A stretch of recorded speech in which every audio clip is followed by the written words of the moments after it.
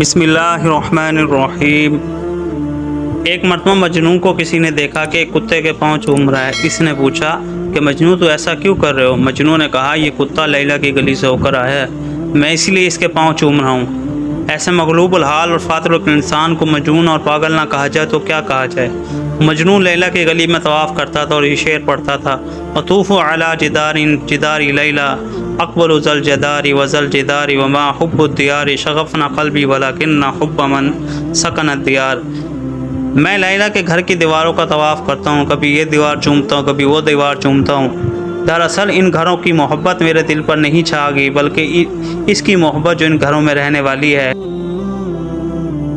ایک مرتبہ ایک بادشاہ نے لیلا کے بارے میں سنا، مجنون کی اس کی محبت کا دیوانہ بن چکا ہے۔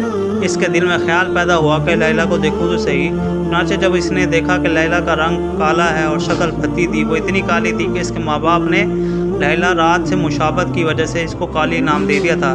لیلا کے بارے میں بادشاہ کا تصور یہ تھا کہ وہ بڑی نازنین اور پری چہرے والی ہوگی، مگر جب اس نے لیلا کو دیکھا تو اسے کہا تو دوسری عورتوں سے زیادہ خوبصورت تو نہیں؟ جب بادشاہ نے اس کو یہ کہا تو لیلا نے آگے سے جواب دیا کہ خاموش ہو جا، تیرے پاس مجنون کی آنکھ نہیں، اگر تو مجنون کی آنکھ ہوتی تو تجھے دنیا میں بھی سے زیادہ خوبصورت کوئی نظر ہی نہ آتا۔ اس طرح میرے دوستو، محبت الہی کی آنکھوں سے دیکھو تو اس کائنات کو دیکھیں تو ہر جگہ جمال خداوندی ہی نظر آئے گا، اور اللہ ہی کا حسن اور اللہ ہی کی خوبصورتی اور اللہ ہی کی وحدانیت اور اللہ ہی کی بڑائی نظر آئے گی۔